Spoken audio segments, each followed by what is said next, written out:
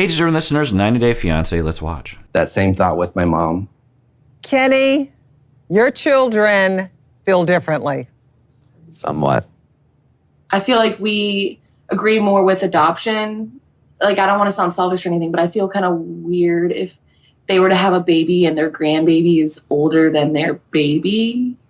Okay, so I haven't been reacting to the Kenny and Armando storyline I've been watching and reacting, I guess, while I'm sitting here, but I just didn't really have anything I thought interesting to say other than, wow, that's really great. Or, I hope the dad, comes around. And he eventually did, and of course, I cried, and it was a beautiful wedding in a variety of ways, and their relationship is a shining example. I mean, is there even a close second that I've watched to Kenny and Armando in terms of their communication, their ability to be vulnerable, take care of each other, communicate from the heart, give the other person a chance to rise to the occasion. So one of the storylines that's been going on is that Kenny and Armando they've been toying around with the idea of having a child, whether they adopt or they use in vitro or something. And Kenny's kids have expressed some discomfort around it. And during the season, I heard people talking about how Kenny's kids are selfish and all stuff, and I was like, well, I don't know. I mean, it's hard. One, because they've had Kenny in their life, living down the street, especially her, living, I think, with Kenny, I'm not sure, but very much involved in her life and her son's life. And they don't have that anymore. It's completely different. I mean, just imagine your family, if you have a family member that you really care about, and they just move to another country and you barely ever see them anymore.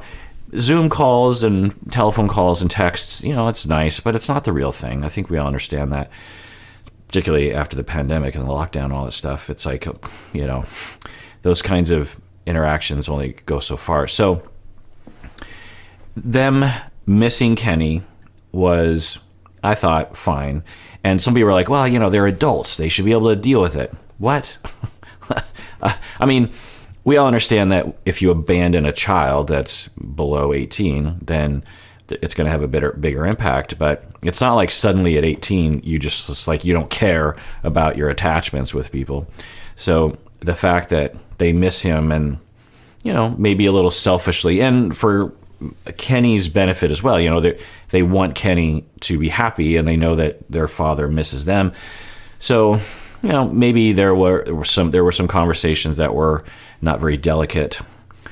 The other thing I'll say that I occasionally wanted to react to, and I guess I'll just sum it up now with Kenny and Armando, was, there's a lot of talk, and I think I talked about this a little bit in an earlier episode, of the family, Armando's family, adjusting to the reality that Armando is gay and about to get married, and how Kenny was really like, you just got to forge ahead.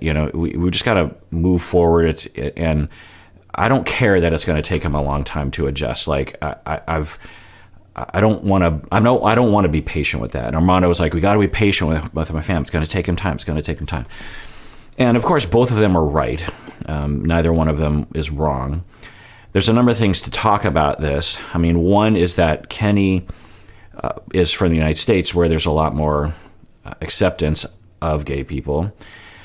Not as much as what we would hope. We know that there's a lot of anti-gay people. In fact, one of the things that we still experience, that when I, on this podcast, talk about any LGBTQIA plus people, there's always a set of commenters who will comment negatively about it. And on Instagram, for example, we had an employee for the podcast for a while, Colin, and he posted a picture of him and his partner kissing.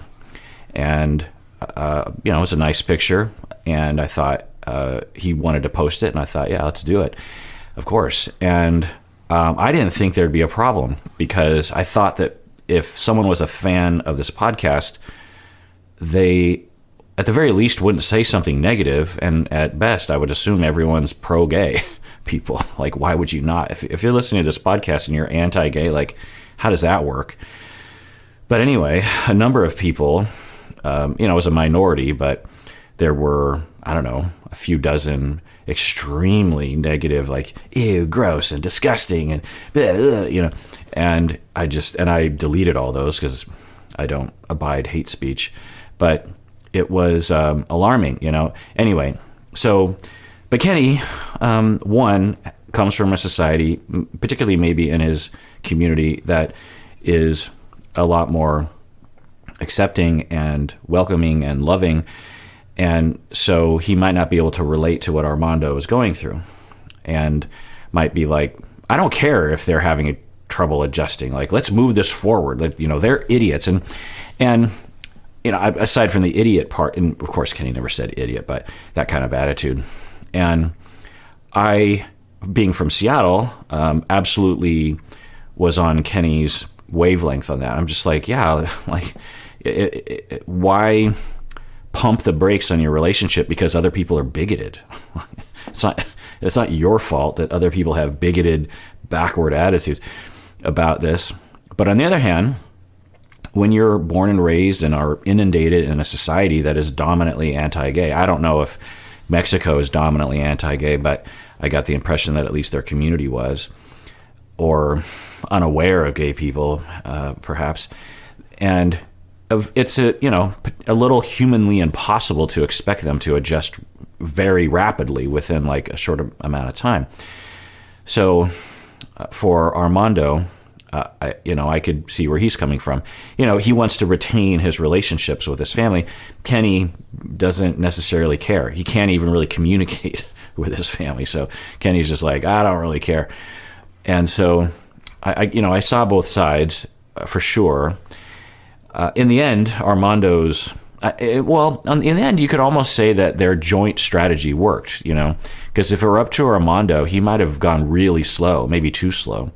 And if for Kenny, it would have gone too fast. But they met in the middle, and they compromised, and they talked, and they took care of each other, and they went at a compromised pace that they both agreed to as they went, and it worked. It seemed to have been working. So, I'll say that. It also tells us that just because someone has bigoted attitudes doesn't mean that they can't change. And a lot of bigotry and prejudice and racism and otherisms are cured.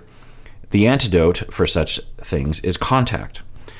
People who are anti-gay often have no firsthand contact with gay people. So if you give them firsthand contact over time, it just washes away all the phobias and all the misconceptions. Because it gives you this example, with Kenny and Armando, this example of like, how could you be against this? I mean, look at them. They're in love. They have a wonderful relationship. In what universe is it rational to oppose this? Even though, my religious leaders are telling me that, but look at them. How could God think that's wrong? So because often the straw man is built in that upholds the bigotry, that, it's all disgusting orgies, and it doesn't really work, and they're trying to infect children with gayness or something, it's all this straw man, that's all the straw manisms that are propagated. Anyway, I'm rambling, but what else can I say in summary of all that I watched? So the kids were against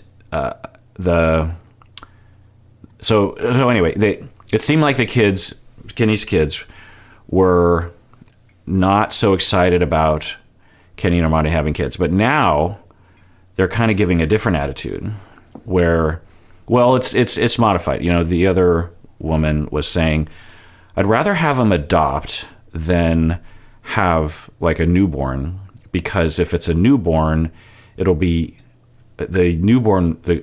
older, the uncle, essentially the newborn will be her child's uncle.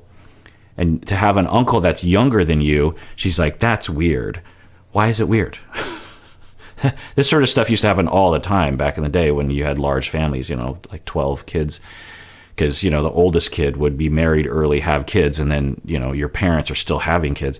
So the fact that Ken and Armando's newborn would be an uncle to your child, but younger than your child, why is that a problem? How is that? And it's just that thing that happens on this show and in society where they'll say like, that 30-year-old is with a 55-year-old. That's weird, Ed's girlfriend Rose is younger than his daughter. Ew, that's weird. Why is it weird? In what are you imagining in your mind is going to happen if the uncle is younger than the nephew or the niece? What consequence is going to happen because of that? It doesn't matter. It's just kind of, I don't like the thought of it. It's hard because they've been like the only ones supportive of us through and through. This is sort of like, I guess, the first time that they're not fully on board. And if you were uncomfortable with it, okay, but you're going to pressure your dad not to realize Armando, this is, I think, mainly for Armando. And Kenny's been there and done that. Plus, they're now raising another child, Armando's daughter. Lovely little kid. And Armando wants to have more kids. And I think Kenny does too. And, okay, you have these hesitations or these things that kind of make you wonder, why would you voice it to your father? Why would you want to stand in the way?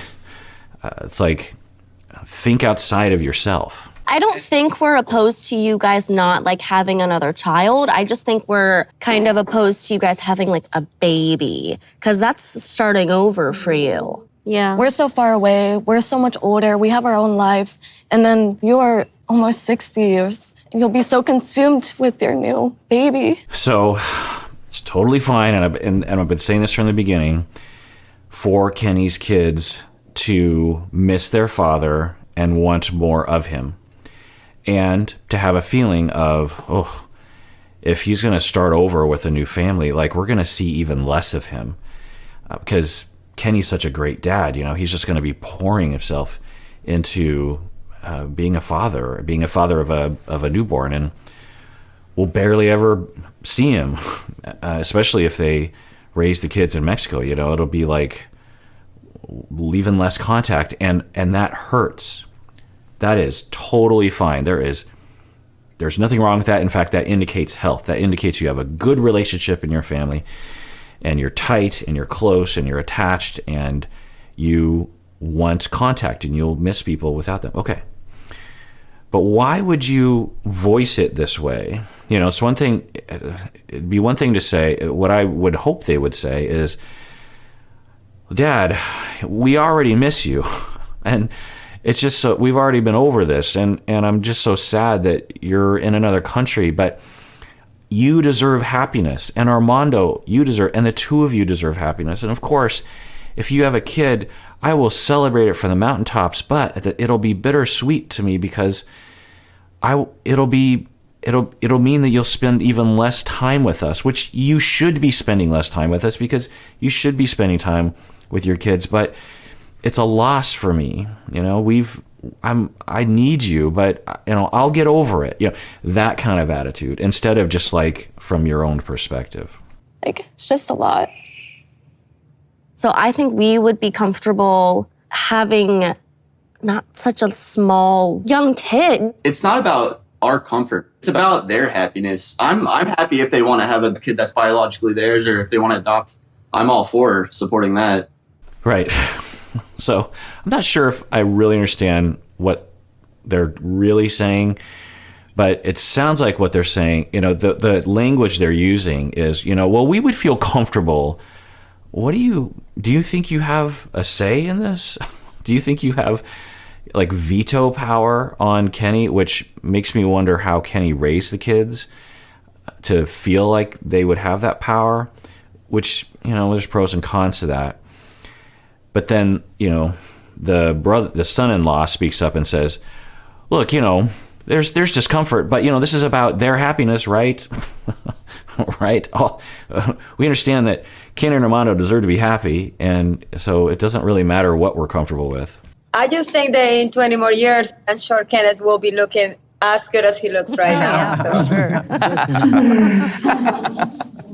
I want to thank all of you. All right. Well, that does it for that episode of Psychology in Seattle. If you didn't know already, we have an audio podcast in which I publish, a number of audio episodes every week. They're long form, much more in depth, much more educational, I would think, and emotional, really.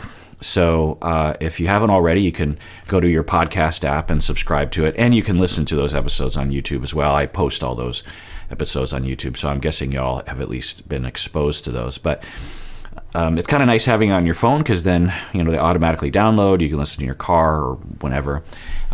That's how I listen to podcasts anyway. And everyone out there, please take care of yourself because you deserve it. You really, really do.